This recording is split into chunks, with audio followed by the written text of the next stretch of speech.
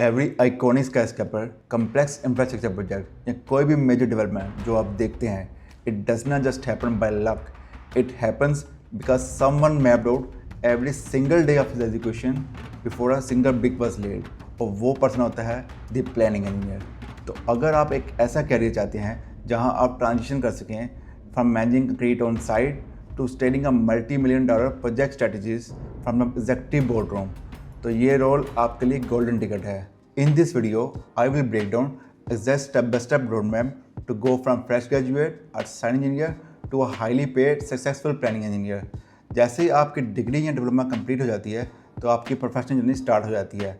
चलिए इस पूरे प्रोसेस को 5 प्रैक्टिकल स्टेप में ब्रेक डाउन करते हैं।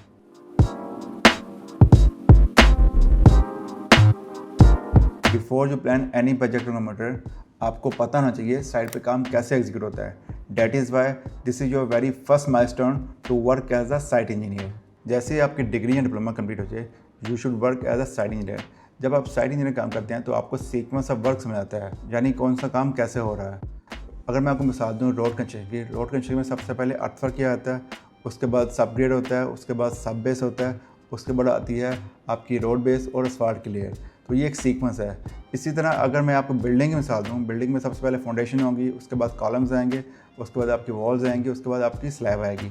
तो ये एक सीक्वेंस है। और सेकंड मेन पॉइंट, आपको हर एक्टिविटी का मेन ड्यूरेशन मिलेगा कि हर काम करने में कितना टाइम लग रहा है। तो रफली आपको एक ड्यूरेशन मिल जाएगा। उसके बाद आता है थर्ड पॉइंट। थर्ड पॉइंट है आपको वहाँ पर रहते हुए बार बेंडिंग स्केजर सीखना चाहिए कि बार बेंडिंग स्केजर कैसे बन रहा है। और फोर्थ पॉइंट है आपको BOQ रीड करना भी आना चाहिए कि BOQ से क्वांटिटी कैसे लेनी है, BOQ में क्वांटिटी कितनी मेंशन है। और 5 पॉइंट है इसमें, आपको ड्राइंग से क्वांटिटी निकालनी आनी चाहिए, आपको ड्राइंग से क्वांटिटी पढ़नी आना चाहिए कि ड्राइंग को देख के साइड पे काम कैसे कराना है।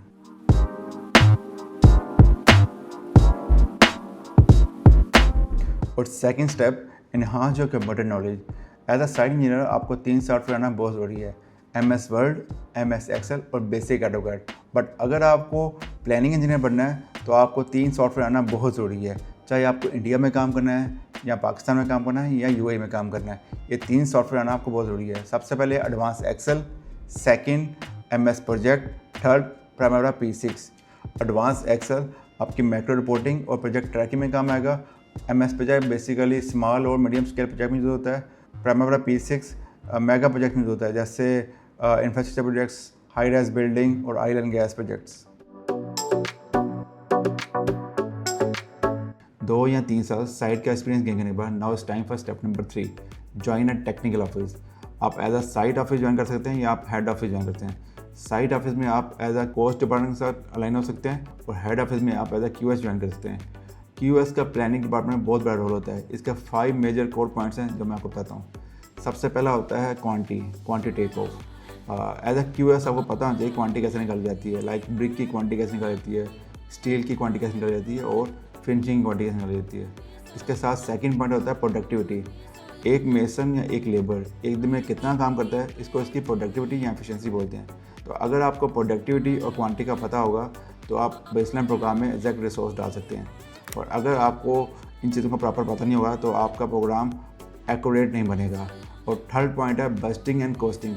बजटिंग एंड कॉस्टिंग में आप टाइम और रेवेन्यू को एक साथ अलाइन कर सकते हैं, एक साथ लिंक कर सकते हैं कि आपका जो बजट था, जो आपने प्लान किया था, और जो आपकी एक्चुअल एक्सपेंडिचर है, उन दोनों में क्या वेरिएंस है। इसका बजटिंग एंड कॉस्टिंग बोलते हैं।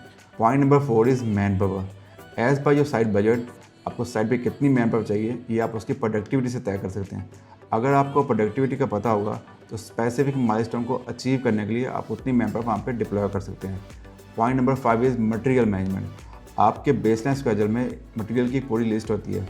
सेम लिस्ट अपने प्रोक्योरमेंट डिपार्टमेंट को फॉरवर्ड करते हैं ताकि ऑन टाइम वो मटेरियल ऑर्डर कर सकें और हमारा प्रोजेक्ट डिले ना हो।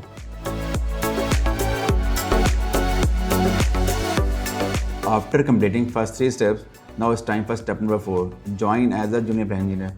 जब आप as a junior planning engineer काम करते हैं तो आपके साथ बहुत सारे सीनियर्स होते हैं।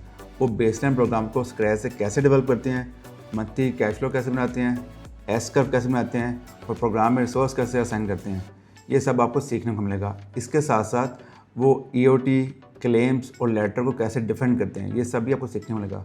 एज़ पर माई एडवाइस आपको 4 या 5 साल एज अ जूनियर प्लानिंग काम करना चाहिए, क्योंकि इस फेज़ में आपकी बहुत सारी लर्निंग होती है।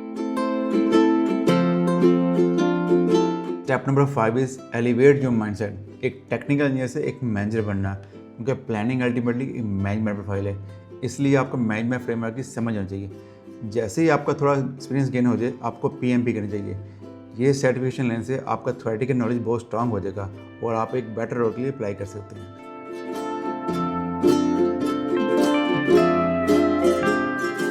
4 या 5 साल as a junior planning company के बाद now comes the final step. You can easily switch to multinational company, जहाँ पे आपको बेटर सैलरी पैकेज ऑफर हो और आपका एक्सपोनेंशियल कैरियर ग्रोथ हो।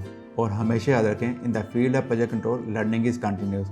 और अगर आपको एक टॉप मैनेजमेंट से जानना है, आप फ्यूचर में master degree in project management को कंसिडर कर सकते हैं। Follow this step by step road map. अपने फील्ड फाउंडेशन को स्ट्रॉन्ग करें, enhance your computer skills, then आपका career as a planning engineer एक हाईली पेड और रिवार्डिंग होगा। If you find this video helpful तो इस वीडियो को लाइक कर दें और मेरे चैनल को सब्सक्राइब कर दें। तो मिलता हूँ आपसे नेक्स्ट वीडियो में, तब तक के लिए अस्सलाम वालेकुम।